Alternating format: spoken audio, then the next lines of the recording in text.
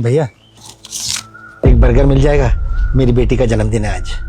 हाँ बर्गर तो मिल जाएगा पर ये 30 रुपये हैं, 50 रुपये लगते हैं। मेरे पास ये 30 रुपये है, एक बर्गर दे दीजिए, बड़ी मेहरबानी होगी आपकी। सर देखिए हम भी यहाँ पे जॉब ही करते हैं, 30 रुपये के तो बर्गर आते नहीं हैं, 50 रुपये तो देना पड़ेगा आपको। भैया हम लोग गांव से आए हैं, मेरे पास इसके अलावा और कोई पैसा नहीं है। आज मेरी बिटिया का जन्मदिन है, आपकी बड़ी मेहरबानी होगी, इसको आज एक बर्गर खिला देंगे तो। क्या बताया आपने, कहाँ गांव से आ रहे हो आप लोग? हाँ जी। यहाँ पे फिर किसके पास? भैया यहाँ किसी के पास नहीं, वो हम लोग गांव में रहते थे ना, तो इसकी भाभी और इसका भैया इसे पढ़ने नहीं देना चाहते। वो जो बहू है ना हमारी, उसने मेरे बेटे के कान भर रखे हैं, कहती है कि इसको पढ़ने वढ़ने मत दो, इससे घर का काम कराओ और इसकी 2-4 साल के बाद शादी कर देंगे। लेकिन बेटा मैं चाहता हूँ कि ये पढ़ लिख कर अपने पैरों पर खड़ी हो जाए। अब स्थिति ऐसी हो गई है कि उन्होंने ना हमें घर से निकाल दिया है, तो मैं इसको पढ़ाने के लिए यहाँ लेके आया हूँ। यहीं पे कुछ रोजगार वगैरह करूँगा, काम धंधा करूँगा और इसको पढ़ाऊँगा लिखाऊँगा, इसको इसके पैरों पर खड़ा करूँगा। कुछ जानने वाला नहीं है आप लोग यहाँ पे? इस शहर में हमारा कोई भी जानने वाला नहीं है।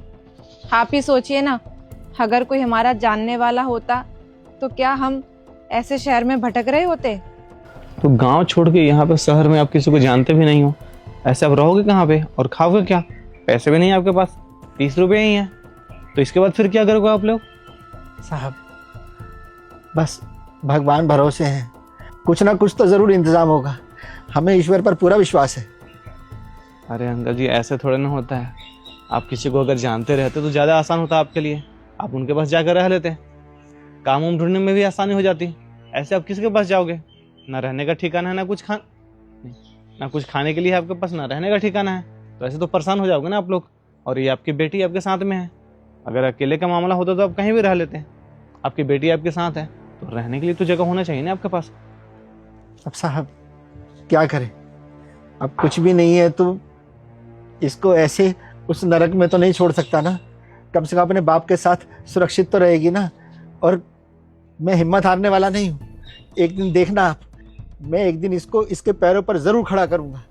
और मैं काम से डरता नहीं हूँ, कुछ भी काम मिलेगा मैं करूँगा, दिहाड़ी मजदूरी कुछ भी करूँगा, लेकिन अपनी बेटी को पढ़ाऊँगा ज़रूर। वैसे किसी चीज़ का तैयारी कर रहे हो आप? यूपीएससी की तैयारी कर रही हूँ मैं। और भैया मैं ना पढ़ाई में बहुत तेज हूँ, मानती हूँ कि थोड़ा किस्मत साथ नहीं दे रही है, पर हाँ मुझे जितना भी मौका मिलता है ना मैं पढ़ने की कोशिश करती हूँ। अब आप तो जानते ही हैं कि कॉलेज की फीस कितनी महंगी है, कितनी मोटी मोटी बुक्स होती हैं। अब अकेले बेचारे पापा तो नहीं कर पाएंगे ना इतनी सारी मेहनत, अब उनकी उम्र भी हो गई है, बूढ़े हो गए हैं पापा। उनकी बेटी हूँ मैं, तो पापा के कंधे से कंधा मिलाकर चलूंगी और हम दोनों खूब मेहनत करेंगे ताकि हम अपना सपना पूरा कर सकें, ताकि मेरे पापा मुझे आईपीएस बनता हुआ देख सके। और मैं जानती हूँ जिस दिन मैं आईपीएस बन जाऊंगी ना, उस दिन मेरे पापा का सीना गर्व से चौड़ा हो जाएगा। आप बोलो यूपीएससी की तैयारी करने के लिए आपको पता भी है कितना मेहनत करना पड़ता है, आपके पापा ही बस आपके पीछे खड़े हैं, पैसे भी बहुत सारे लगेंगे और आपको दिन रात एक करके पढ़ाई करनी पड़ेगी। और अगर आप जॉब करोगे तो फिर आप पढ़ाई कैसे करोगे? भैया सपना मैंने देखा है, तो उस सपने को पूरा करने के लिए मेहनत भी तो मुझे ही करनी पड़ेगी ना। फिर चाहे दिन हो रात हो, आंधी आए तूफान आए, मैं अपने कदम पीछे नहीं हटाऊंगी, चाहे कुछ भी हो जाए, चाहे भगवान जी मेरी कितनी भी परीक्षा ले ले, लेकिन मैं अपनी मेहनत से ना आईपीएस बन के दिखाऊंगी और अपने पापा को प्राउड फील करवाऊंगी। हाँ साहब मुझे पूरा विश्वास है, मेरी बेटी बहुत मेहनती है, बहुत दिमाग है इसमें, हमेशा अपनी क्लास में अव्वल आती थी, ये कलेक्टर ज़रूर बनेगी। हाँ वो तो सही है अंकल जी, सपने देखने चाहिए, अच्छी बात है, पर सपना पूरा करने के लिए बहुत सारे बलिदान देना पड़ते हैं। आप दो ही लोग हो एक दूसरे के साथ देने वाला, अब अपना उम्र भी देख लीजिए, ज़्यादा मेहनत हो तो काम आपसे हो नहीं पाएगा। आपको अपना खर्च भी और आपके बेटी का खर्च भी, इनको पढ़ाई लिखाई के लिए, कपड़े उपड़े के लिए, हर एक चीज़ के लिए पैसा आपको देना पड़ेगा। अकेले कमा के तो नहीं कर सकते हो ऐसा। कितने देर काम करोगे आप? अरे साहब, आप चिंता क्यों कर रहे हैं? ये भी मेरा हाथ बटाएगी ना, दिन में थोड़ी बहुत देर मेरे साथ हाथ बटा लेगी और रात को पढ़ेगी। हाँ भैया, हाँ बिल्कुल सही कह रहे हैं। लेकिन एक बात सोचिए ना, माँ बाप अपनी पूरी जिंदगी गुजार देते हैं ताकि उनके बच्चे खुश रहें, उन्हें किसी भी चीज की कभी भी कमी महसूस ना हो। तो क्या बच्चों का फर्ज नहीं बनता कि वो अपने माँ बाप के सपनों को पूरा करें? और आप जानते हैं भैया, मेरे पापा मुझे शेरनी बुलाते हैं। अब छोटी मोटी मुसीबतों से मैं डरने वाली थोड़ी हूं। अपने पापा के साथ ना पूरी लगन के साथ मेहनत करूंगी और फिर देखना मेरा सपना पूरा हो जाएगा। और जिस परिस्थिति से अभी पापा और मैं गुजर रहे हैं ना, फिर कभी गुजरना नहीं पड़ेगा।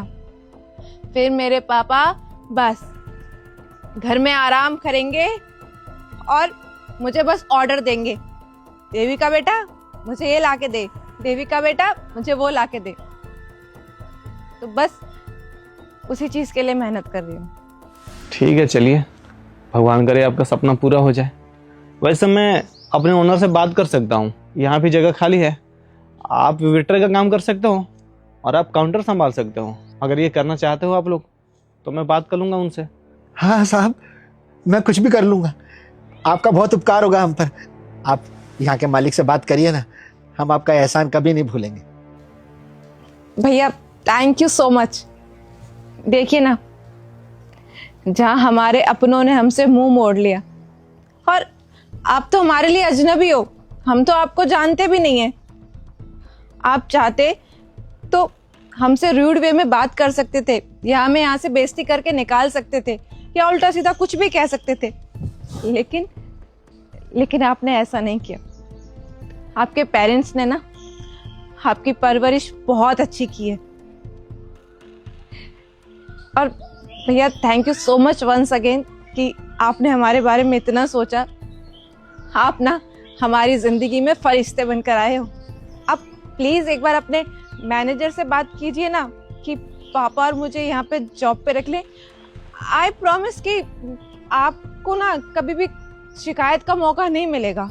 हम दोनों बहुत अच्छे से काम करेंगे। अरे इसमें फरिश्ते वाली क्या बात है, मैं भी यहाँ पे जॉब ही करते हैं और उन्होंने बोला हुआ है आदमी की ज़रूरत था, तो आप लोग अगर काम कर लोगे तो ज़्यादा आसान हो जाएगा उनके लिए।